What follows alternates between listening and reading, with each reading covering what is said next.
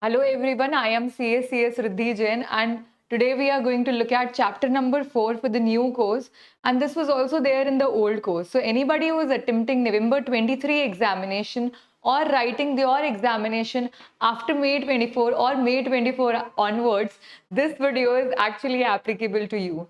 So we are going to read which particular essays today. This video will cover only one essay, and this particular essay is essay 505. 505 is an essay for external confirmation.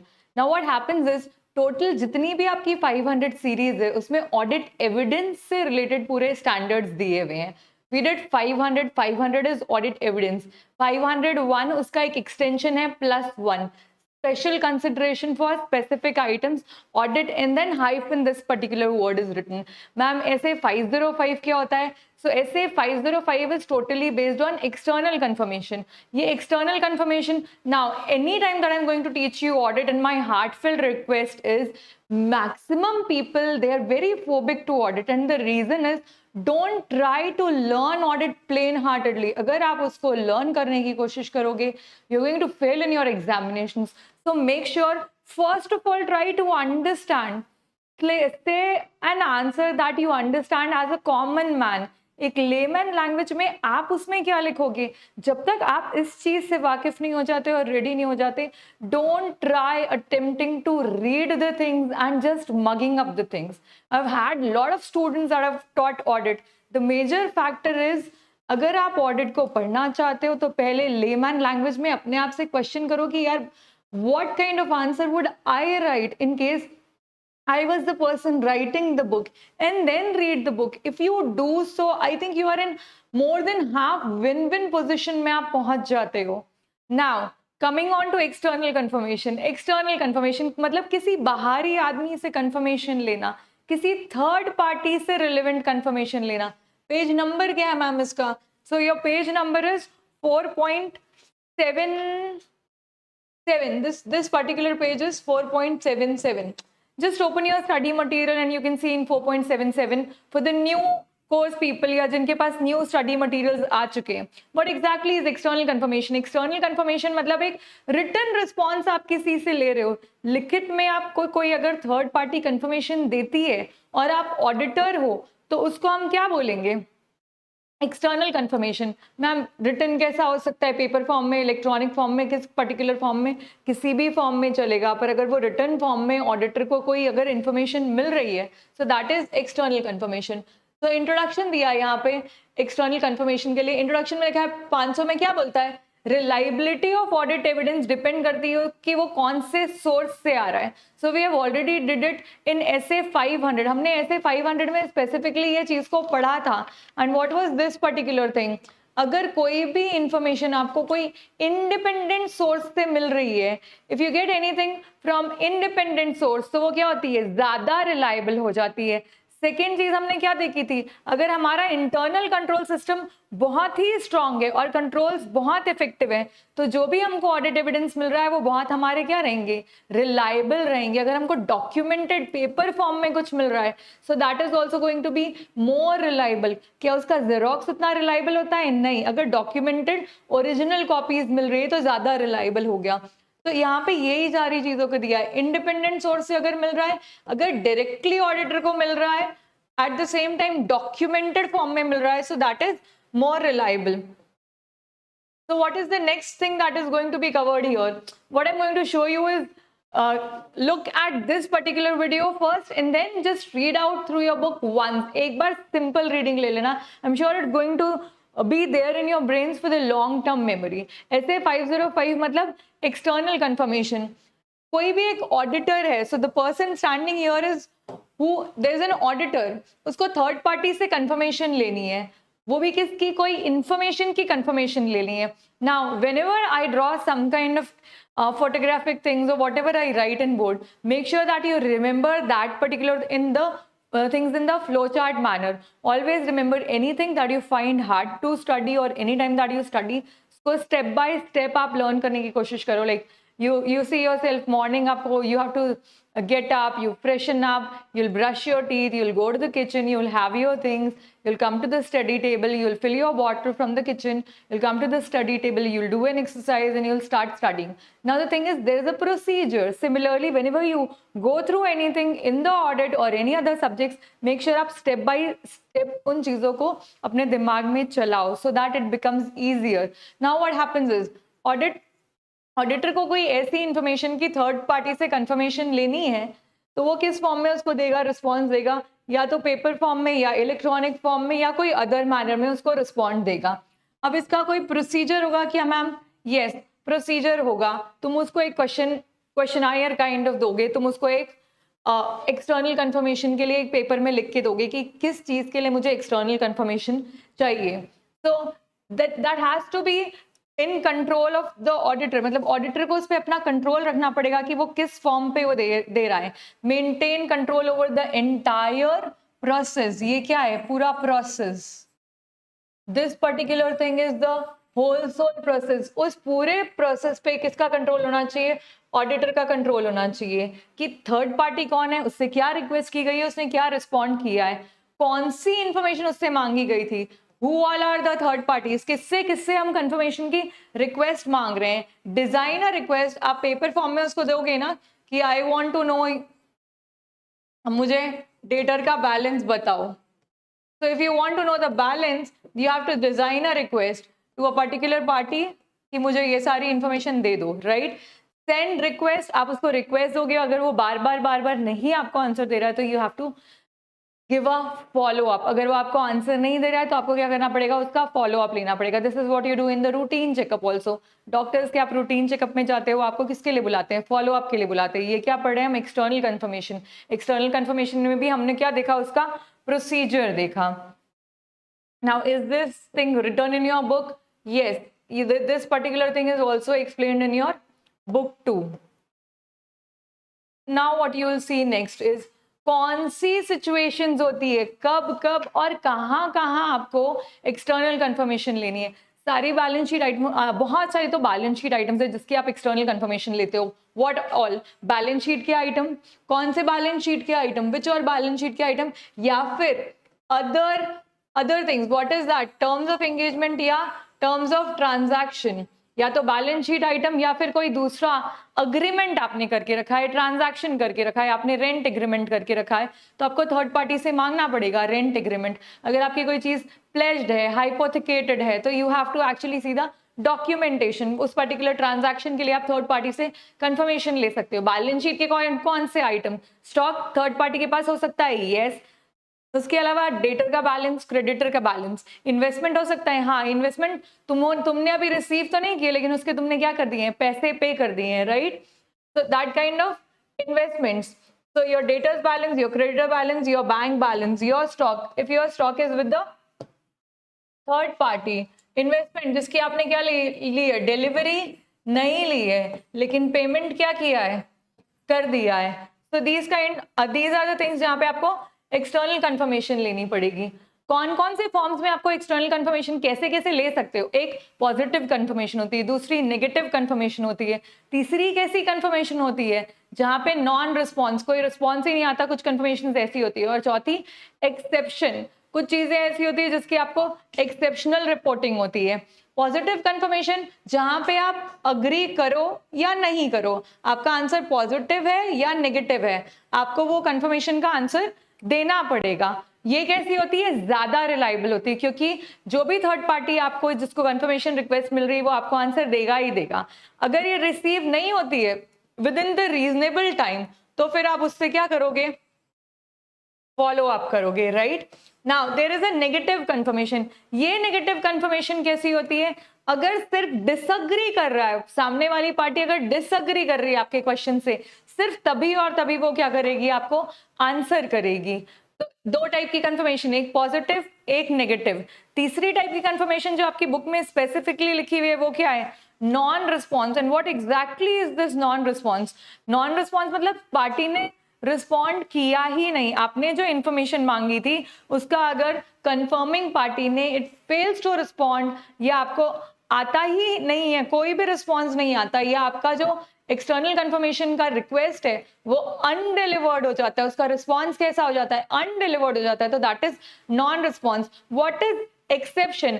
आपने कुछ information जो request की थी उसके बारे में आपने जो सोचा था जैसा कंफर्मेशन आने वाला है उससे काफी डिफरेंट आंसर आया, मतलब आपको अब क्या, आपने जो एसेस करके रखा था कि पॉपुलेशन के लिए कि लगभग ऐसा आंसर आना चाहिए, उसका बिल्कुल डिफरेंट आंसर आया था, जो सोचा था उसका बिल्कुल उल्टा हुआ। तो उस केस में क्या होगा, उस केस में आपको डिफरेंस जो आ रहा है उसका रीजन पता करना पड़ेगा।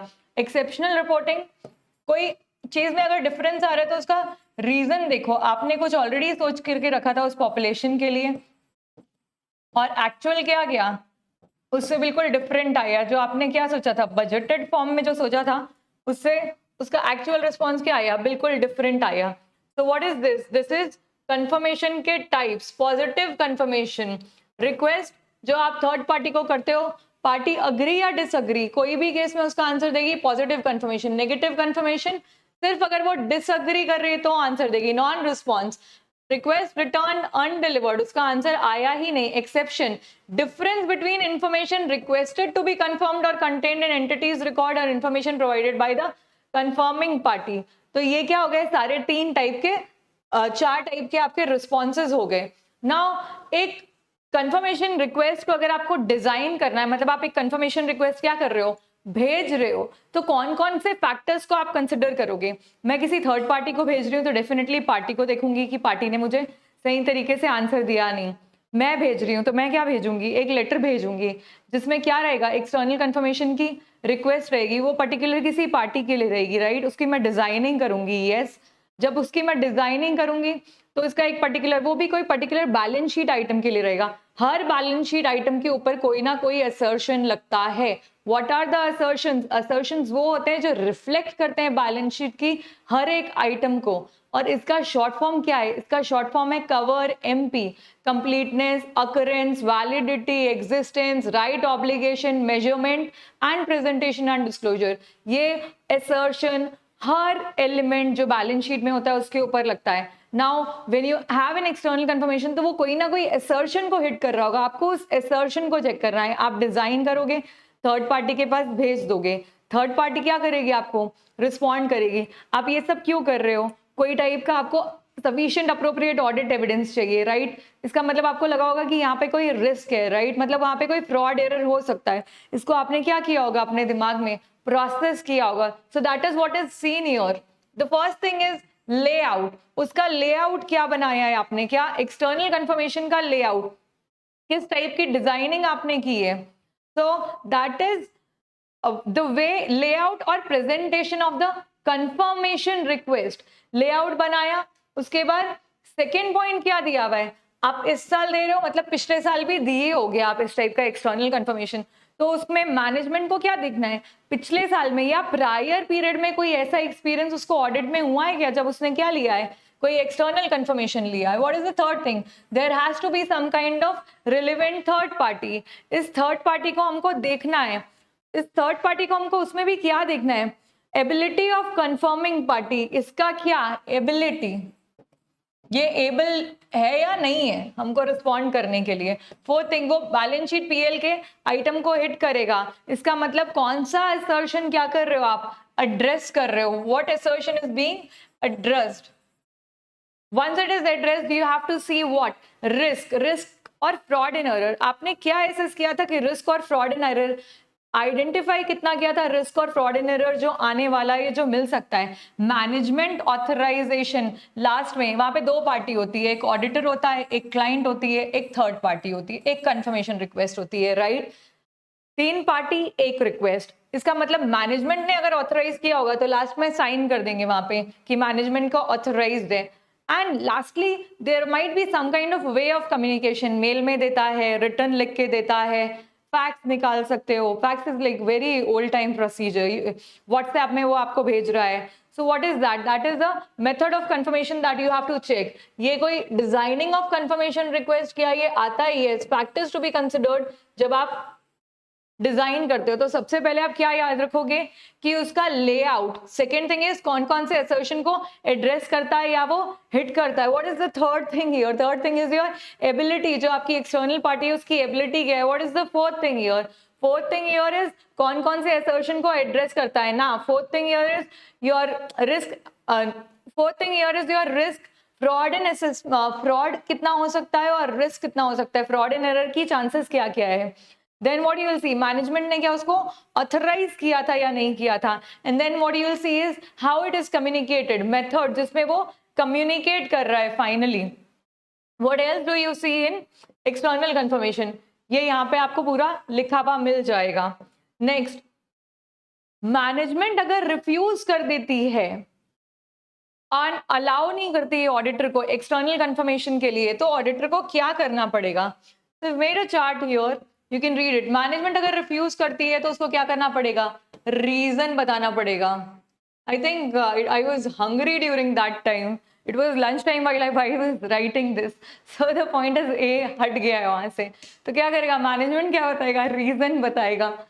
तो मैनेजमेंट अगर रिफ्यूज कर रहा है तो रीजन, अगर आप रीजन चेक करें तो इम्पैक्ट देखो रिफ्यूजल का, अगर मैनेजमेंट बोल रहा है थर्ड पार्टी से मत लो, मैं जाऊंगी और मैं उसको बोलूंगी कि मेरे को लॉयर से कंफर्मेशन लेने दो, आप ये केस हार जाओगे या जीत जाओगे, इन योर टीसीडब्ल्यूजी और मैनेजमेंट इज लाइक मत जाओ, मत पूछना वहां से, क्यों नहीं पूछूं, अगर नहीं पूछ रही हूँ तो मेरे को कितना रिस्क है, जो मैं मेरा फाइनल कंक्लूजन निकालूंगी, मैं अपनी जो रिपोर्ट ड्राफ्ट करूंगी उसमें क्या देखूंगी, रिस्क ऑफ मटेरियल मिसस्टेटमेंट कितना हाई है, फ्रॉड एंड एरर की चांसेस क्या है, nature, timing and extent of audit procedure क्या मेरे को बढ़ाना पड़ेगा, ये सारी चीजों को मैं चेक करते हुए अगर मुझे समझ में आया तो मैं कोई ऑल्टरनेटिव प्रोसीजर लूंगी, मतलब चाहूं तो एक्सपेंसेस चेक कर सकती हूँ लीगल रिकॉर्ड की और समथिंग लाइक दैट।